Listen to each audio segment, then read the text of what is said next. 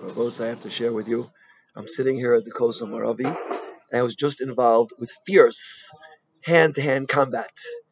It was one of the most vicious battles I've ever had in my entire life. And I'm not talking about our Arab cousins who live over there in the Shuk. I'm not talking about that type of combat. I'm not talking about Palestinian soldiers. I'm not talking about any um, um, martial arts or physical battle. I'm talking about a battle with the Yetzer Hara, right? And as I've said many times, the Vilna Gaon explains that there are six types of Yetzer Hara, which are really three, right? There's what's called Gavani. Gavani, says the Gra, is gon and gay. Gon is the feeling that I am a gon, right? I'm a gon oilam. Everyone should stand up when I walk in the room because I'm so incredibly brilliant, right? That, says the gon, the Vilna Gaon, who was real gon. That's gon. When you feel that feeling, you've been attacked by the gay Yetzer Hara, the gon Yetzer Hara.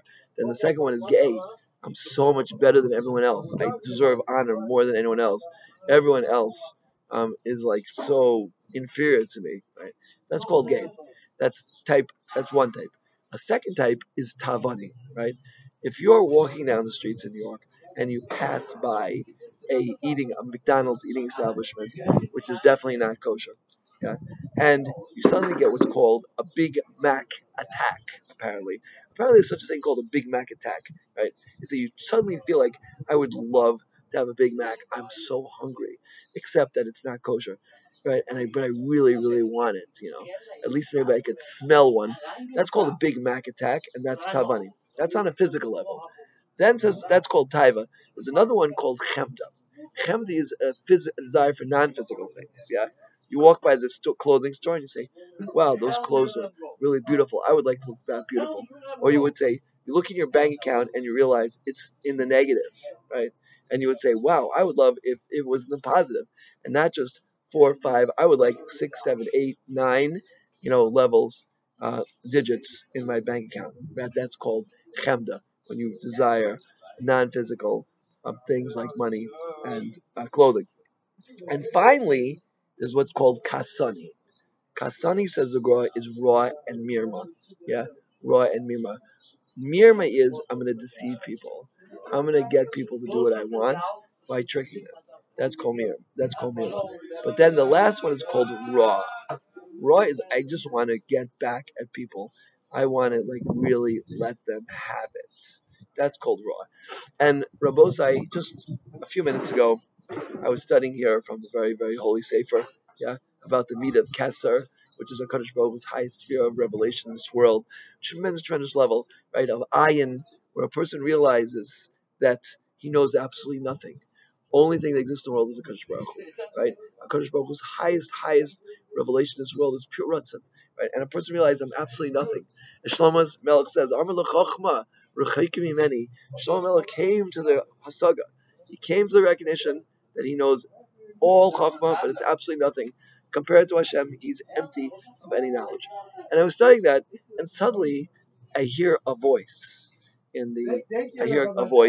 saying, "Rabbi, you're making too much noise. Please be more quiet." And my initial reaction was like this: "You're being pushed.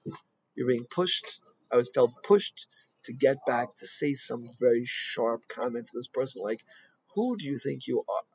I'm studying the deepest secrets of Kabbalah. Yeah, very deep ideas. And you're telling me that I'm making too much noise? What a chutzpah, right?" And to let this person really have it. As my friend Zev Epstein used to say, he said, "Don't be too open-minded because your brains might fall out." I was ready to let him have a piece of my mind, and not a small piece for that matter, a really big piece. And Rabosai, this is hand-to-hand combat with the Yetzer Hara. When this happens, we're in full battle mode. And as the Chovos Halevavos says, right, when the big when the general was coming back from war, and the Rav sees him, he says, "You finished a small war, now you're starting the big war." The reason that this is the big war is because you don't see your enemies. When you're surrounded by enemy forces, and you have guns and you have tanks and you have weapons and planes, you know who your enemy is, and you could clearly prepare yourself for an attack. But when you don't know who your enemy is, right? When your enemy is hidden, and the grass is even deeper, the enemy is not only hidden, but he's wearing your clothes, your face, and even has your same hat and glasses and beard.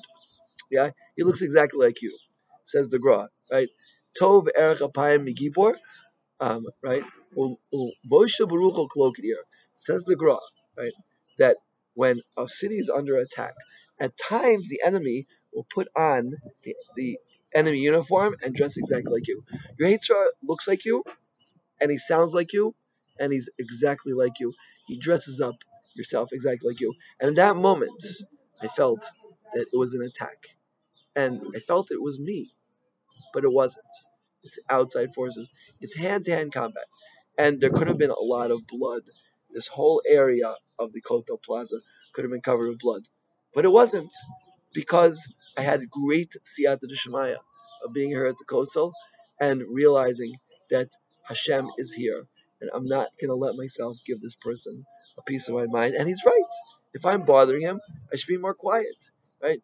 This was a full-scale attack from the Yitzhara. And Baruch Hashem, I'm very thankful to HaKadosh Baruch Hu for helping me to be victorious. I don't take even the slightest iota of credit. Because when we're engaged in these battles, we have to realize it's really, really hard. The only way you could win is Siyat Shmaya. The Gemara in Kedushin says that really the Yitzhar is stronger than us. If it wasn't for HaKadosh Baruch Hu's help, we would definitely lose. We definitely lose. And the secret is what we've been speaking about all week is to be Tov Levav. Yeah? To clean your heart out of Kina, right, which causes Ra and Mirma, um, Taiva, which causes Taiva and Chemda, right? And Kavod, which causes Gain Gold. Clean your heart out completely. Don't let there even be an iota of these negative forces in your heart. As much as we can. It's very hard. Clean your heart out, be Tov Leva. And then we'll be Zeiche to have Simcha. Because when the heart is clean, then the Shechina can be sure in our heart. When the Shechina is sure in our heart, then we have joy. We want to sing and dance. Yeah, we're in the month, coming to the month of Adar Beis, which Chazal tells me, Shenichlas Adar Mar bin Besimcha. How are you Mar bin Besimcha? How do you do it? We all want to be happy. Excuse me. We all want to have our life filled with joy. How do you do it? Yeah, says the Gra, you do it by cleaning out your heart. When you clean out your heart, there's plenty of room for Hashem's presence, and we could really have true joy. We could all really feel the joy of Adar, but we have to clean our hearts. We have to make room for that joy. If there's no room for that joy, then it won't be there. If there's room for the joy, then it will come into our hearts. The Shekhinah will enter our hearts, and that, by the way, is building the base of Mikdash. That is building the base of Mikdash. Because when the Shekhinah is your heart, right? It doesn't say b'soicham, it says b'soicham. In the heart of every single Jew. Every single Jew could build a base of Mikdash in their heart and create a place where the Shekhinah could be there. But in order to do that, you have to get rid of the clutter. Kina, Taiva, Kavod, Kasani, Gavani, and Kavani. You have to get rid of them. This is our job as we approach Adar Beis. If we want to really be happy, and we do, we all want to be really, really happy. This is what we have to do. Clean our hearts out and let the Shekhinah come. Hashem should help us to be successful. As long as you realize you're in hand-to-hand combat, you will win the war. Right? You will win the war, and we should all win the war every single day. Amen. King on Son.